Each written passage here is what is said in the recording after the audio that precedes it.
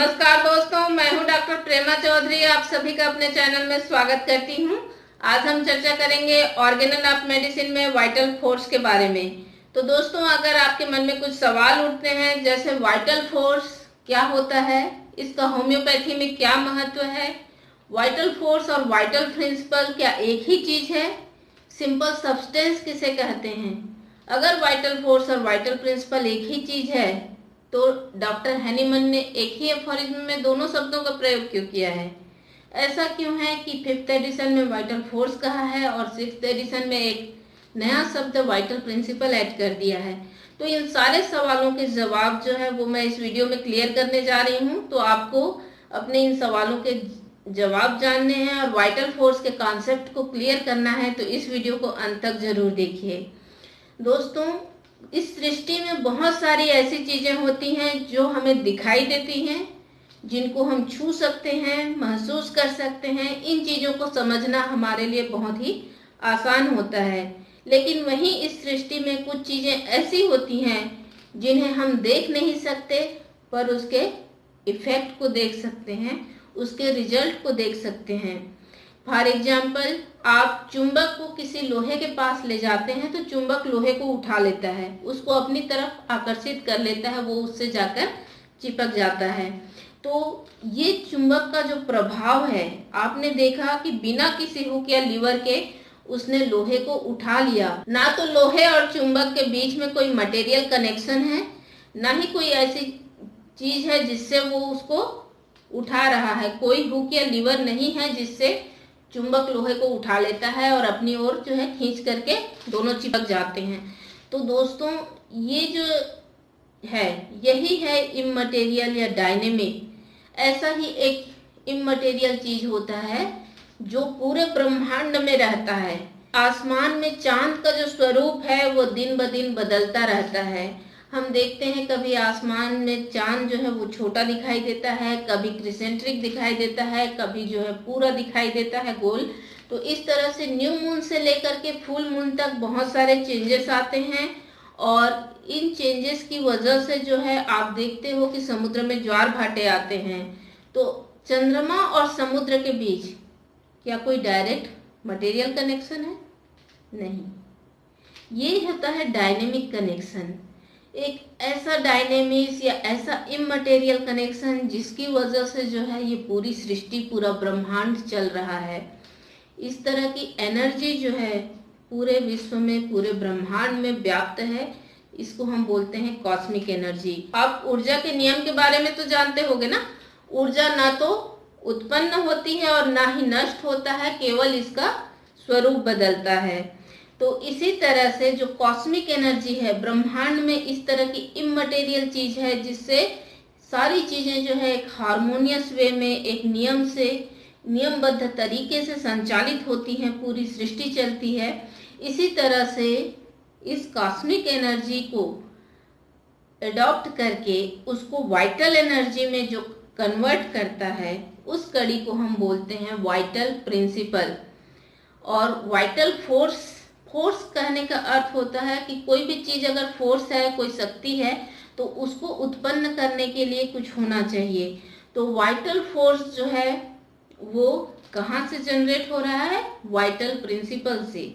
ऊर्जा कभी भी उत्पन्न नहीं होती है, सिर्फ उसका स्वरूप बदलता है और जो कॉस्मिक एनर्जी है उसको वाइटल एनर्जी में वाइटल प्रिंसिपल परिवर्तित कर देता है। आत्मा और वाइटल फोर्स एक ही चीज नहीं है। आत्मा अलग चीज है, सोल जिसे हम कहते हैं, और वाइटल फोर्स या वाइटल प्रिंसिपल अलग चीज है। डॉक्टर केंट जो है इसको समझाते हैं अपने चैप्टर सिंपल सब्सटेंस में। क्या है कि सिंपल सब्सटेंस क्या होता है। डॉक्टर हैनीमन ने जो है 1833 में वाइटल फोर्स के बारे में बताया और आगे चलकर 6th एडिशन में उन्होंने वाइटल प्रिंसिपल शब्द का प्रयोग किया। डॉक्टर केंट कहते हैं कि वाइटल प्रिंसिपल की जगह अगर वो सब्सटेंस वर्ड यूज करते तो ज्यादा आसानी से आपको ये बात जो है समझ में आती।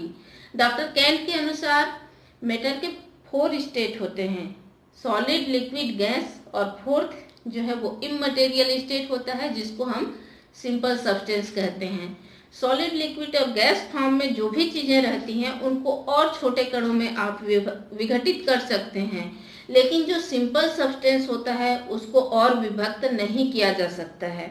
और आत्मा भी एक सिंपल सब्सटेंस है, वाइटल प्रिंसिपल और वाइटल फोर्स भी सिंपल सब्सटेंस है, और ये सिंपल सब्सटेंस आपस में सामंजस्य बिठा करके काम करते हैं। यानी वाइटल फोर्स हमारी आत्मा और हमारे शरीर के बीच में तालमेल स्थापित करता है। इस तालमेल को हम कहते हैं हार्मोनी, और इस हार्मोनी से हमारे शरीर की सारी गतिविधियां जो है वो संचालित होती हैं। वाइटल फोर्स जो होता है वो ऑटोक्रेटिक होता है, यानी निरंकुश होता है। इसमें जो है आपका किसी भी तरह का अंकुश जो है वो नहीं चल सकता, इसको कोई अपने अंकुश में नहीं रख सकता है, इसलिए इसे ऑटोक्रेटिक वर्ड जो है डॉक्टर हैनीमन ने दिया है। ये ऑटोमेटिक होता है, यानी स्वतः संचालित होता है, और शरीर में एक हार्मोनी यानी तालमेल बना करके रखता है। स्पिरिचुअल यानी स्पिरिट लाइट होता है, एक आध्यात्मिक शक्ति होती है वाइटल फोर्स जो होता है वो, और ये हमारे पूरे शरीर में व्याप्त होता है। डॉक्टर केंट भी सिंपल सब्सटेंस के बारे में बताते हैं, जो उन्होंने वाइटल प्रिंसिपल के लिए ही यूज किया है, वाइटल फोर्स के लिए ही यूज किया है। तो सिंपल सब्सटेंस जो होता है वो एक तो अपने से और सूक्ष्म कण में विभाजित नहीं हो सकता, दूसरा ये जिस भी चीज को ऑक्यूपाई करता है उसको ये रिप्लेस नहीं करता है। यानी हमारी बॉडी में अगर उसे रहना है तो उसको अलग से उसके लिए जगह बनाने की या किसी चीज को, किसी अंग को हटाने की जरूरत नहीं है। ये शरीर में ऊर्जा की तरह, एक इन्फ्लक्स की तरह जो है ऊर्जा के बहता है, एक कड़ी, एक चैन की तरह बहता जाता है, और शरीर के हर कोशिका में, हर कण में, हर हिस्से में ये व्याप्त है। वाइटल फोर्स जो है हमारी बॉडी को एनिमेट करता है, यानी जीवंत बनाता है। ये आत्मा, शरीर, मन सब में तालमेल बिठा करके हमारे शरीर के सभी संवेदनाओं और क्रियाओं के लिए जिम्मेदार होता है, और ये सामान्य रूप से हमारी सारी गतिविधियों को जो है संचालित करता है। इसके बारे में डॉक्टर हैनीमन जो है एफोरिज्म नंबर 9 में ऑर्गेनल ऑफ मेडिसिन में लिखते हैं, in the healthy condition of man the spiritual vital force autocracy the dynamics that animates the material body organism. यानी जब हम स्वास्थ्य की स्थिति में होते हैं तो जो आध्यात्मिक शक्ति है, जो वाइटल फोर्स यानी हमारी जीवनी शक्ति है, जो ऑटोक्रेसी है जिसपे किसी का नियंत्रण नहीं होता है, द डायनेमिक्स एक तरह का सक्रिय ऊर्जा का प्रवाह है, that animates the material body जो हमारे भौतिक शरीर को जीवंत बनाता है, रूल्स विद अनबाउंडेड स्वे इस पे जो है नियंत्रण रखता है अपना, बिना किसी बाउंडेशन के, बिना किसी बाधा के ये अपना प्रवाह बनाए रखता है, and retains all the parts of the organism in admirable harmonious vital operation. और एक ऐसा वाइटल ऑपरेशन चलता है जिसमें जो है पूरा शरीर में तालमेल बना करके काम होता है, जो कि प्रशंसनीय है। As regard both sensation and functions, जिससे हमारे शरीर के समस्त संवेदनाएं, समस्त क्रियाएं जो हैं हम महसूस कर सकते हैं, so that our indwelling region gifted mind can freely employ this living healthy instrument for the higher purposes of our existence, जिससे कि हमारा जो मन है वो अच्छी तरह से अपने जीवन के उच्च उद्देश्यों की पूर्ति में लग सके। तो इस तरह से ये हमारे स्वास्थ्य की स्थिति को मेंटेन रखता है। शरीर में इसका प्रवाह जब कभी बिगड़ जाता है तभी हम जो है बीमार पड़ते हैं। होम्योपैथ कहते हैं कि वाइटल फोर्स की डिरेंज होने के कारण से लोग बीमार होते हैं, और एलोपैथ कहते हैं कि इम्यूनिटी कम होने के कारण लोग बीमार होते हैं। तो क्या इम्यूनिटी और वाइटल फोर्स एक ही है? नहीं। वाइटल फोर्स वह शक्ति है, वह प्राण ऊर्जा है जो अगर अच्छी तरह से संचालित हो रहा है, हार्मोनियस फ्लो में अच्छी तरह से तालमेल बैठा है, और इसका इन्फ्लक्स जो है उसमें किसी तरह की कोई बाधा नहीं आ रही है, तभी जो है हमारा शरीर सही सामंजस्य के साथ अच्छी तरह से काम करता है, और तभी हमारी इम्यूनिटी स्ट्रांग होती है। यानी वाइटल फोर्स इम्यूनिटी को स्ट्रांग बनाता है। इम्यूनिटी और वाइटल फोर्स एक ही चीज नहीं है। एफोरिज्म नंबर 10 में डॉक्टर हैनीमन लिखते हैं, the material organism without the vital force is capable of no sensation, no function, no self preservation. यानी हमारा जो शरीर है, जो भौतिक शरीर है, वो बिना वाइटल फोर्स के ना तो कुछ चीज संवेदना को ग्रहण कर सकता है, कुछ महसूस कर सकता है, ना ही कोई कार्य कर सकता है, ना ही खुद को प्रिजर्व यानी सुरक्षित रख सकता है। It derives all sensation and performs all the functions of life solely by means of the immaterial being, the vital principle, which animates the material organism in health and in disease। यानी जो vital principal है वो जो है vital force के द्वारा हमारे आत्मा और शरीर में सामंजस्य स्थापित करता है और हमारे शरीर को जीवंत बनाता है।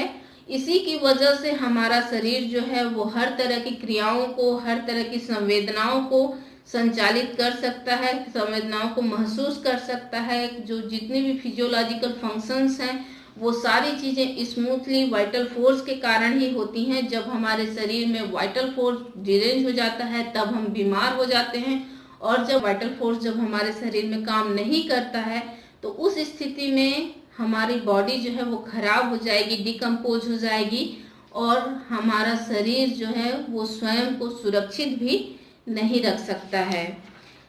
एफोरिज्म नंबर 11 में डॉक्टर हैनीमन लिखते हैं, when a person falls ill, it is only this spiritual self-acting automatic vital force everywhere present in his organism that is primarily deranged by the dynamic influence upon it of a morbific agent inimical to life. It is only the vital principle deranged to such an abnormal state that can furnish the organism with its disagreeable sensation and incline it to the irregular process which we call disease। यानी जब कोई dynamic मॉर्बिफिक यानी बीमार करने वाला influence अगर vital force पर पड़ता है, जिसकी वजह से इसकी हार्मोनी यानी तालमेल अगर डिस्टर्ब हो जाता है, इसके इन्फ्लक्स में अगर किसी तरह की का व्यवधान आता है और ये वाइटल प्रिंसिपल अगर डिरेंज हो जाता है तो उसकी वजह से एबनॉर्मल स्टेट आ जाती है शरीर में, जो कि डिसएग्रीएबल सेंसेशन यानी ऐसे हमें महसूस होता है जिसमें हम अपने आप को कंफर्ट में नहीं फील करते हैं। And incline it to irregular process we call disease, और इस तरह की इरेगुलर प्रोसेस चलने लगती है जिसको हम डिसीज कहते हैं। For as a power invisible in itself, यह एक ऐसी शक्ति है जो कि अपने आप में अदृश्य है, and only cognizable bye its effect on the organism, और शरीर पर इसके जो प्रभाव हैं उसी के द्वारा ही हम इसको पहचान सकते हैं। It's morbid derangement only makes itself known by the manifestation of disease in the sensation and functions of those parts of the organism exposed to the senses of the observer and physician, that is the morbid symptoms, and in no other way it can make itself known। यानी जब हमारा vital force जो है वो जब derange होता है तो हमें एबनॉर्मल सेंसेशन और फंक्शंस जो हैं वो होने लगते हैं, जिसकी वजह से जो शरीर में है एक्सटर्नली यानी शरीर के बाहर जो है वो साइन और सिम्टम्स जो हैं वो प्रदर्शित होते हैं, जो फिजिशियन देख सकता है और पेशेंट महसूस कर सकता है। तो इस तरह से जो डिसएग्रीएबल सिम्टम्स होते हैं, जो अच्छा नहीं लगता है और हम रोगग्रस्त हो जाते हैं, तो ये डिसीज जो है वो कुछ और नहीं है बल्कि वाइटल फोर्स जब इंटरनली डिरेंज हो जाता है तो उसकी वजह से एक्सटर्नल बॉडी में जो ऐसे लक्षण उत्पन्न होते हैं जो कि हमारे लिए डिसएग्रीएबल होते हैं, उन्हीं के समूह को हम डिसीज कहते हैं। और वाइटल प्रिंसिपल या वाइटल फोर्स को हम देख नहीं सकते हैं, सिर्फ उसके कार्यों को इस तरह से हम समझ सकते हैं। यही सारी चीजें डॉक्टर हैनीमन ने जो है एफोरिज्म नंबर 9, 10 और 11 में समझाया है। इसी को डॉक्टर केंट ने जो है सिंपल सब्सटेंस वाले चैप्टर में बताया है।